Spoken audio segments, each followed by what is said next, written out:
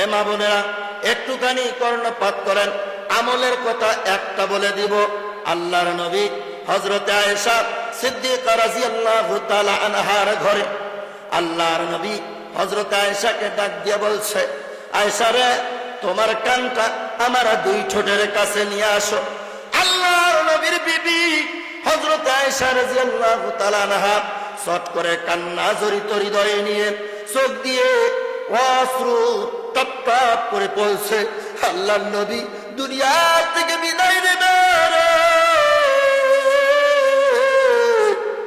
আমি আয়েশা ছোট্ট মানুষ, আমি কার কাছে যাব?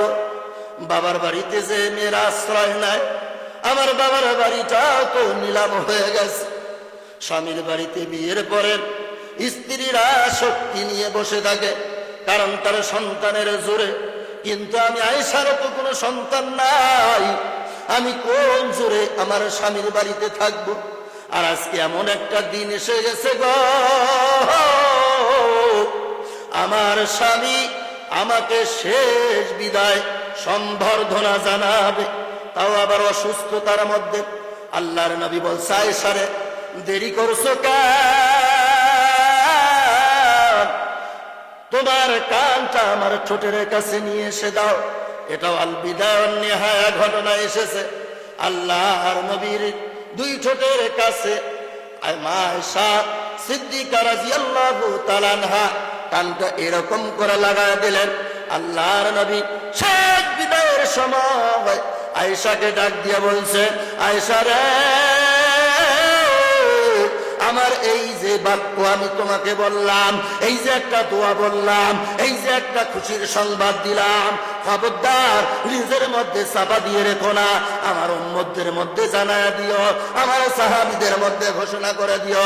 এই দোয়াটা কেউ যদি সকাল আর সন্ধ্যাবেলা 5 বার 10 বার পড়ে, ফজরের নামাজ পড়ে 5 বার, মাগরিবের নামাজ পড়ে 5 বার, এই 10 বার যদি কেউ পাঠ করে, কিয়ামতের ময়দানে আমি রাসূলুল্লাহ তার জন্য বন্ধু হয়ে যাব।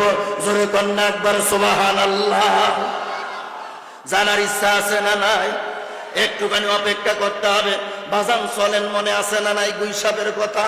এবার চলেন ওই গুইসাপের কাছে আমরা একটু চলে যাই। আল্লাহর নবীর সামনে গুইসাপ সুন্দর করে বলে দিলেন, আপনি হচ্ছেন আখরি পয়গম্বর, দু জাহানের সরদার, কিয়ামতের ময়দানে শাফাআতকারী রাহবার। আপনার মতো একজন নবীকে মানুষ হইয়া যদি না চেনে, তাহলে আমি গুইসাপ হইয়া আপনাকে সাক্ষ্য দিচ্ছি, আপনি হলেন আখেরি নবী। জোরে কোন আল্লাহু আকবার।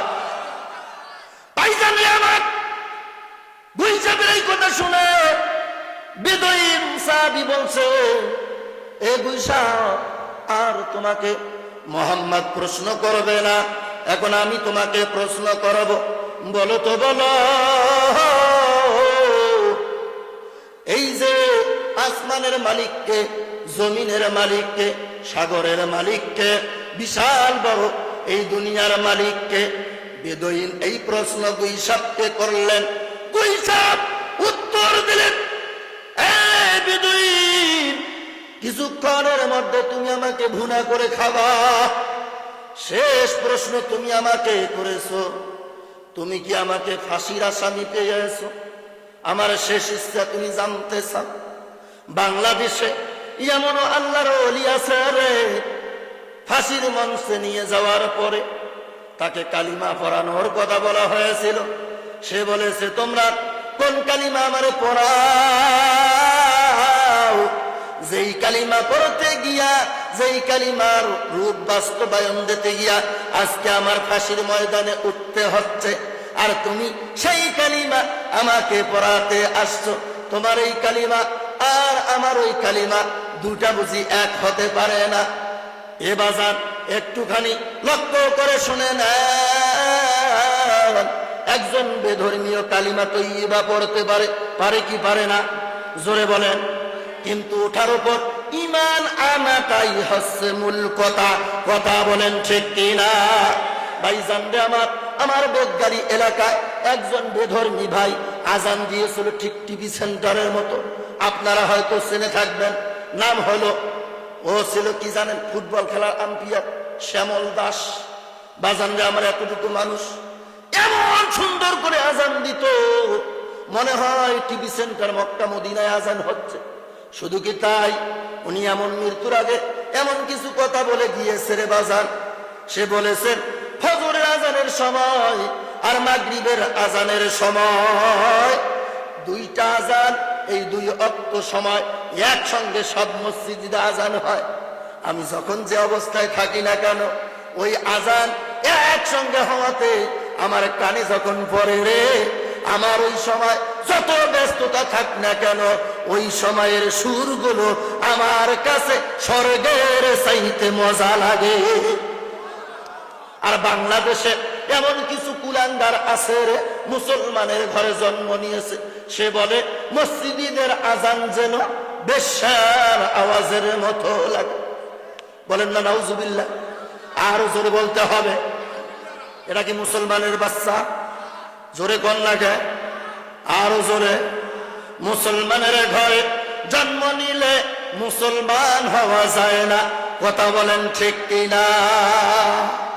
এ বাজান, গভীর মনোযোগ লাগাও।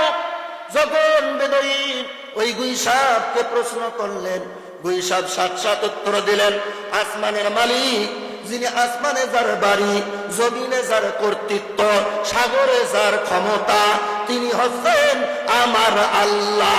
ওয়ালিল্লাহি মা ফিস সামাওয়াতি ওয়াল আরদ। জোরে জোরে বলা যাবে নি একবার আল্লাহু আকবার? এ আমার দুনিয়ার মানুষ, এ কিশোরগঞ্জবাসী ভাইয়েরা, একটু গভীর মনোযোগ লাগান।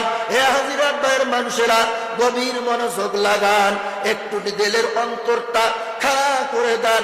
আল্লাহর নবীর সামনে যখন ওই বেদুইনের প্রশ্নের জবাব গুইসাপ দিয়া দিল, এবার গুইসাপের সামনে এই বেদুইন গুইসাপকে বলছে, আজ করে ভুনা করে খাবো না, তোর শেষ ইচ্ছা শুনে দিয়েছিস, এবার তাহলে শুন, আমি তোরে ছেড়ে দিলাম, যা তোর নিজ গন্তব্যস্থল।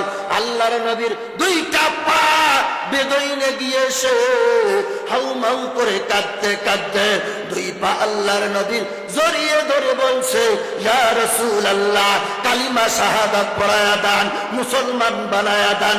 আশহাদু আল্লাহ ইলাহা ইল্লাল্লাহু ওয়া আশহাদু আন্না মুহাম্মাদান আবদুহু ওয়া রাসূলুহু। জোরে বলা যাবে না আল্লাহু আকবার? বাজান রে আমার, একটুখানি গভীর মনোযোগ লাগান। এ বাজান, একটু গভীর মনোযোগ আমার কথার দিকে দেন। মুখে বলতো খেলা শুরু। ইহুদি আল্লাহর নবীর পা দুইটা জড়িয়ে ধরে মুসলমান হয়ে গেল, কালিমায়ে শাহাদাত পড়ে। এবার দেখেন আল্লাহর নবী তাকে প্রশ্ন করলো, ও বেদুইন সাহাবীরে, আচ্ছা বলো তো দেখি তোমার আর্থিক অবস্থা কেমন শুনি। সে বলতেছে, আমার আর্থিক অবস্থা কিছুই নাই, জঙ্গলে যাইয়া বনে যাইয়া যাহা পশু আমি ধরতে পারি, ওই পশুটা জবাই করে পরিবার আর আমি খাই। আল্লাহর নবী সাহাবীদেরকে বললেন, ও সাহাবীরা, তোমাদের কাছে আমি একটা প্রশ্ন করি, কেউ কি তোমরা আল্লাহর খুশি চাও? আল্লাহ কারো উপর সন্তুষ্টি হোক, কিয়ামতের ময়দানে জান্নাত দেবে, এমন কে কে আসরে দুহাত তুলে দেখাও। সমস্ত সাহাবীরা হাত তুলে দেখালেন আর বললেন, ইয়া রাসূলুল্লাহ, আপনি যাহা বলবেন আমরা তাই করব। এই মুহূর্তে আমি খুশি আল্লাহকে করার জন্য আমি আগুনেও ঝাঁপ দিতে পারি।